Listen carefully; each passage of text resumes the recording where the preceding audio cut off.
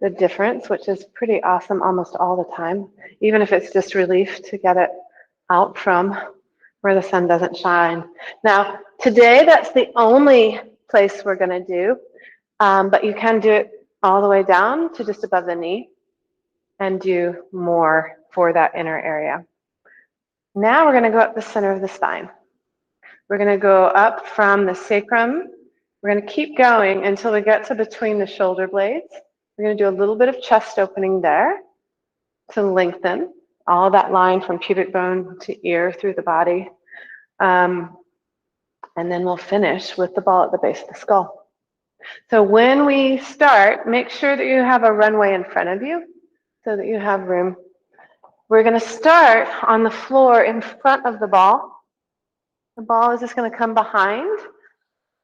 And what I tend to do is I shift forward, I roll the underside of the ball towards me, and then I lean into it. I tend to do that a few times, because it really wedges the ball in there so that, I just know it's there. It's a really good sensation of pulling it under, okay? Nothing magical to it, no science to it. It's just really getting the ball in there to support your sacrum. For the rest of this, we're going to use our breath and a slow movement forward, a little inchworm movement. Okay, so inhaling helps you sort of reset. Exhaling encourages you to weight the ball.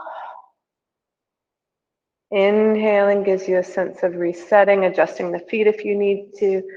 Exhale, sinking into the ball so that at the end of that exhale, you'll be able to move. Okay, we're going to do this on the next exhale, we will move. Exhale, shifting into the ball. Use your hands as you need. Pull your tailbone forward to stretch the lowest part of your spine, which then rolls the ball up into the very top of the pelvis. Inhale, the hips come down. Feel free to leave your hands on the mat or use them on your knees, on your thighs. Exhale, shifting your weight into the ball. Tailbone pulls forward, keeping you weighted on the ball. The ball rolls up using that pull and that weight. Exhale, shifting into the ball. Tailbone pulls forward.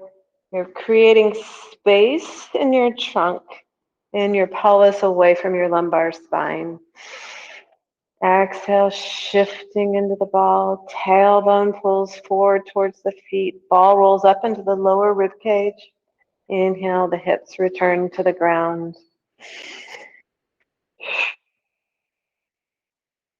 Hips pull forward, creating space before you roll. Now we're getting into the ribs. We're going to continue this motion. Exhale, shifting into the ball. As you start to come into the shoulder blades, you want to give room for the ball to roll through. So we're also going to want to support the head as we get higher because it's going to get heavy. Hips come down. So keeping the elbows narrow as you're supporting your head will allow the shoulder blades to spread and give the ball room to roll through. I'm going to do one more roll up before I start to open the chest.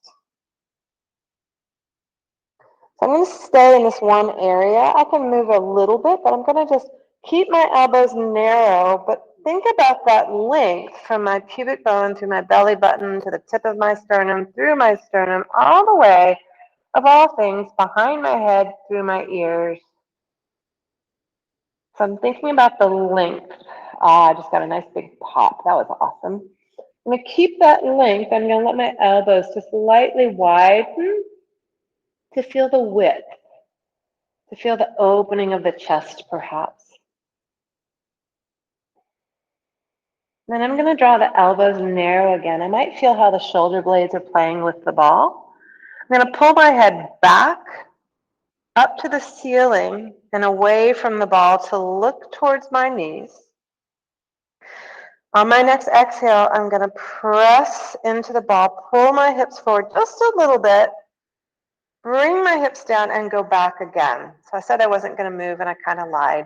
I just barely moved, not even a full vertebrae. but because I got that big pop, I just wanted to open a little bit more. So length from pubic bone through belly button, sternum, through your neck to the back of your ears and where your hands are.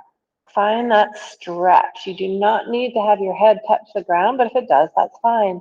Let your elbows widen to open your collarbones, to open your upper arm and chest.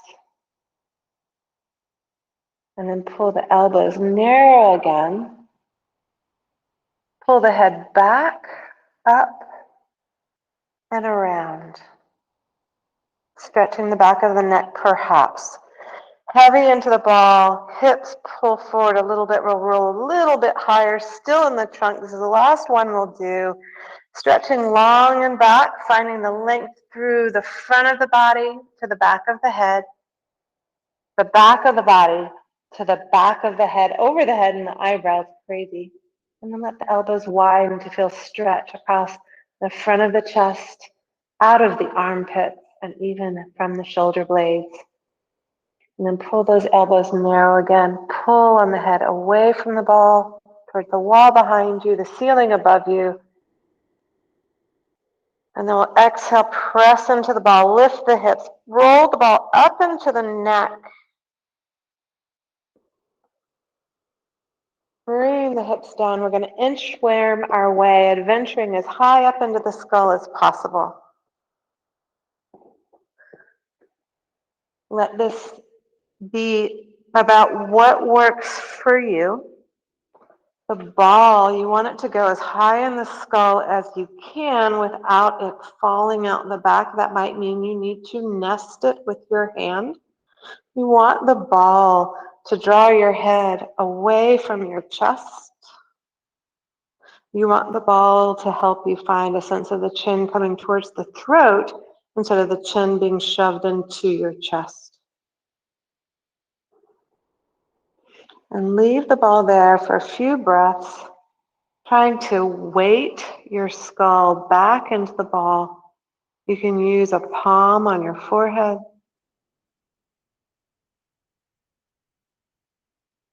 You may not need that. If you don't need that, don't do it.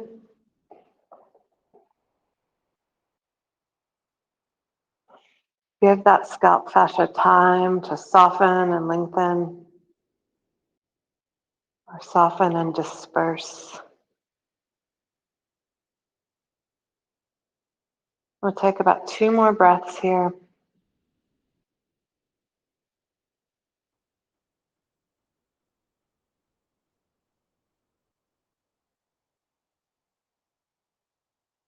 I'm going to use my hand to support my head. I'm going to remove the ball with the other hand. I'm going to lay my head gently down on the mat and just rest.